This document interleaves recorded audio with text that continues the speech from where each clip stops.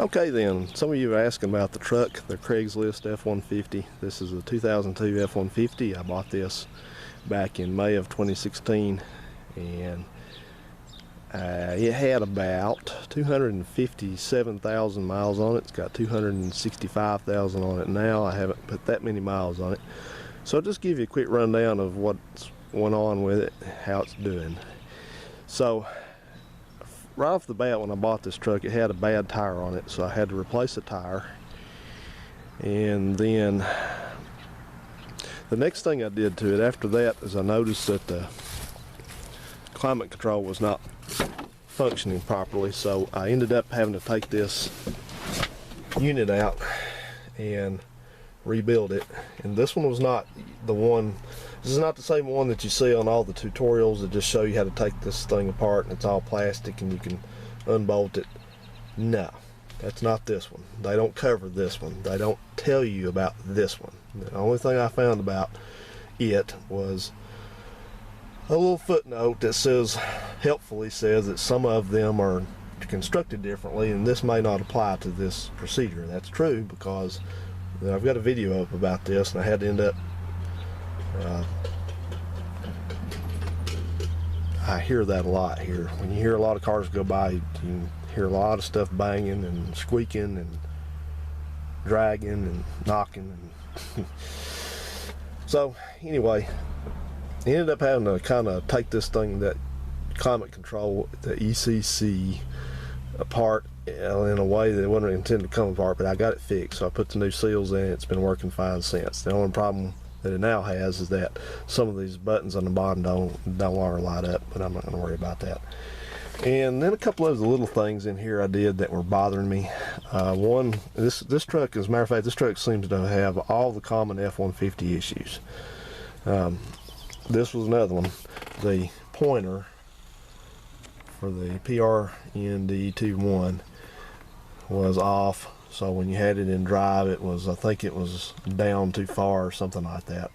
So you end up, I'm not going to get in there and show you, but suffice to say, it was the same thing that happens to all of them. And there's a little, where this cable that runs this goes down to the column area, there's a little fastener of sorts on there, and it breaks. It's plastic and it breaks, so you have to kind of do a workaround. And I didn't do a video of that, and I'm not going to show you how, because it's all over the internet. So I had to do that repair, and that fixed that. And also the shifter was loose, so you know, you try to shift gear, it shifted okay, but when you were moving it, it's like you had a lot of slop in it before it went to the next detent. So that was a couple bolts under the column, so that was all. Again, that's a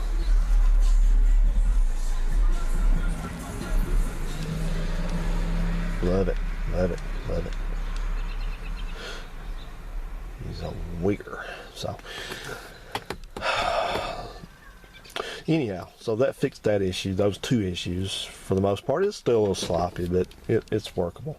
Then the next thing, the headlights knob was broken completely off, so I went to the junkyard and got another one. I was going to replace just the whole entire switch, but this thing has some sort of Rubik's Cube arrangements to get this switch out that I could never get to work. You're supposed to like turn it left and right a couple times and pull out on the knob and then do something else and it's pops out. What the hell, I don't know. This one never did, and the one at the junkyard never did, so I said the heck with it, I'm just going to replace the knob. So I did, and I just JB welded this knob back on, and it's been fine ever since. The cup holder down there is in the retracted position because it does not come out. It does not work. It no longer works right because you pushed in, it goes in too far and you can hardly get it back out. So I've got two here. I don't need it. So there was something going on also. This one of these power outlets was dead, and so I think what it was what's wrong with all of them when they do that. It had blown a fuse under the hood somewhere. And Ford, in their wisdom, decided that they needed one fuse for one of them inside and one fuse outside. Does that not make a lot of sense? I think it does. So I replaced the fuse and the power outlet works, but then I found out that the power outlets are not switched. That means they're on all the time. So if you have something plugged in like a GPS or radar detector or whatever you have in there, phone charger, whatever, it's on all the time. It never goes off. So that's very nice of Ford to think about that. What else? Did a lot of cleaning. Still dirty. Still, I mean, not dirty, but beat up. Replaced some of the lights with LEDs. Okay, then. I had to repair that compass up there. It had a problem with the, it's there again, another common F150 problem, and all it was there was a couple, two, three surface mount chips on the board inside that had lifted up off the solder connection. So I resoldered them, and it works fine now. Now that thing didn't work, but this recorder up here did work. You ever seen this? YouTube loves Who Said Tyler.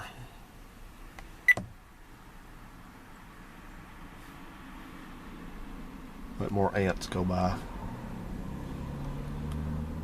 Let's see what it says. YouTube loves Who Said Tyler. That's right. I listen to that all the time now. Alright then, so that was about all of it inside here. I did have to replace a bulb back here. My third brake light was out, so I replaced that. And when I took that, I don't know if I dropped the seal, didn't inadvertently drop the seal, if there's a seal in there that dropped down behind the bed. I don't remember it, but ever since I did that, the first thing happened is it started leaking water inside the cab onto the seat in there. So I finally took that thing back out and looked at it.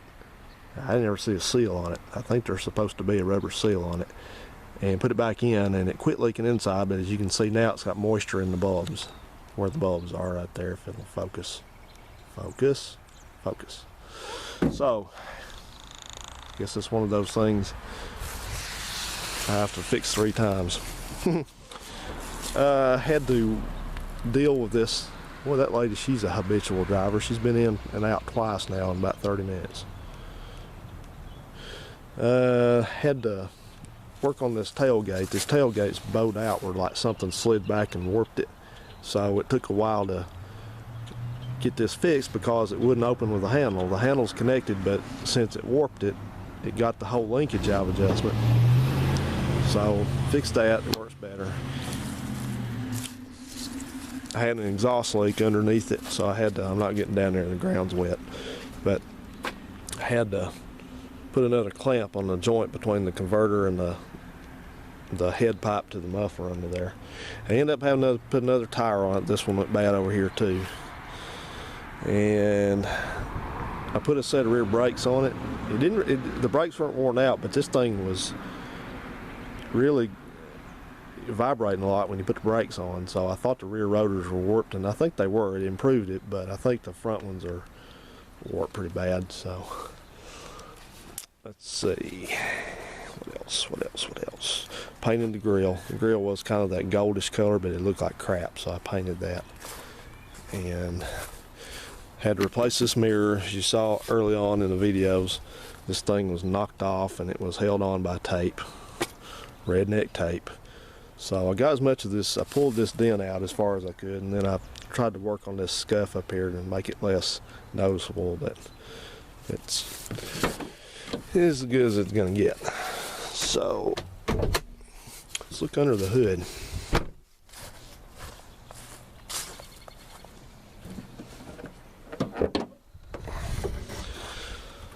So, knock on wood in my head, this engine, this is a 5.4 liter 2-valve Triton V8. It's common as dirt.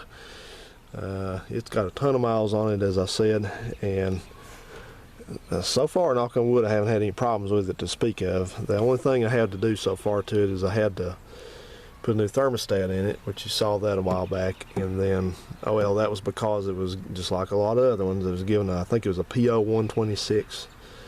It was not coming up to temperature fast enough. So I did that, and at the same time I had to clean out the throttle body because the throttle was sticking closed. And what else? It just had something happen recently.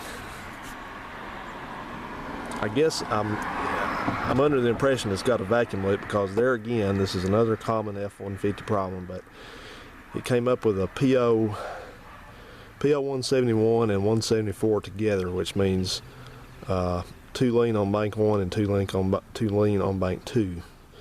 So what that means is, people get that confused, but that essentially means when you're lean on a bank, that does not mean the exhaust that's trying to make it lean, it's trying to richen it. It says that the mixture going through the cylinders is too lean, so that means you have air going into it somewhere that the meter is not seeing it. So the meter is, there's a mass air meter on this thing. Does it have one? I guess maybe it doesn't. Well, anyway, that's interesting. I thought this was a mass air system. Maybe it's not.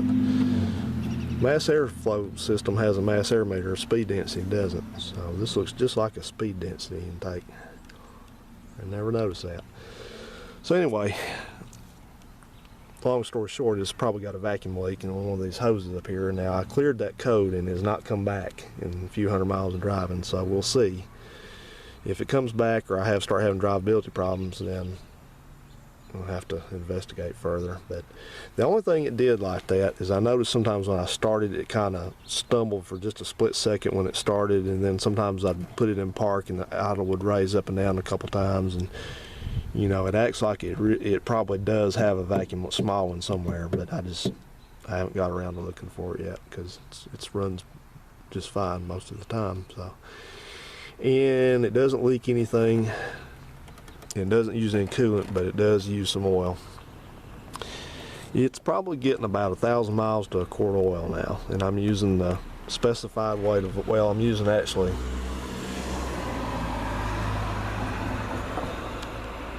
it says 520, but I'm using 530 in it. So this is consideration of how many miles it has on it. So that's about it though. It runs quiet, doesn't have any weird noises, hasn't done anything weird so far. The transmission works fine, but it has a pretty good case of torque converter shutter, lockup shutter. And what this one does, some of them are pretty bad. This one's not as bad, but what happens is when the converter locks up, normally in 4th gear, it locks up. This one, what this one does, it does it abruptly. It doesn't like it just shutters and shutters and shutters and finally locks up. This one locks right up, but it's almost like it's locking up too quick. It says, instead of, you know, driving along as this one's like I mean, it shakes the whole truck, and sometimes if you are going up a hill, man, it's noticeable. If I put some shutter fix in it, a little bottle of stuff you can get, and that's a rip off. It didn't help. So don't waste your money on that. It's called Dr. Tranny, of all things. So anyway, I'm just living with that. I'm trying to be kind of easy on it, but also, yeah, when it unlocks too, that's probably the worst of all of it. When you're on the gas and it has to unlock, it's all bam. And so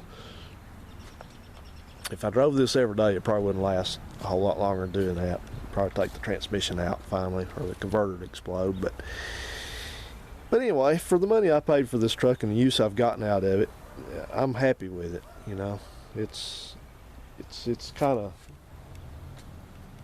I guess it's pretty much paid for itself. I've drove it some for work, which is on the clock, so to speak. I get a per diem reimbursement, mileage reimbursement. So it's pretty much paid for itself. So I'm good with it. If something bad happens, and you know, I'll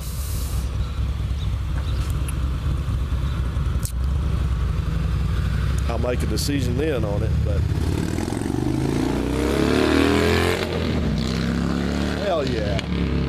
hell yeah, screw that truck. You're busy, you got to go somewhere, you idiot. Tell you what, people are just lawless these days. It just makes me so mad.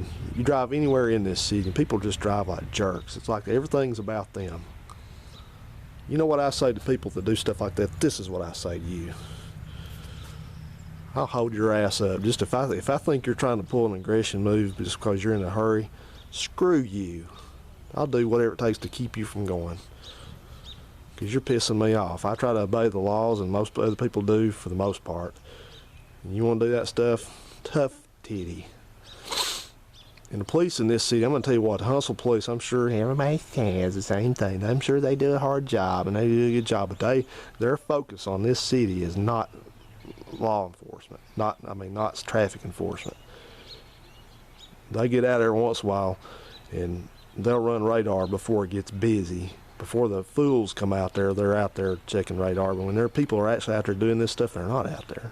They're back at the terminal, back at the headquarters. So, okay, guys, there's the F-150 update. See ya.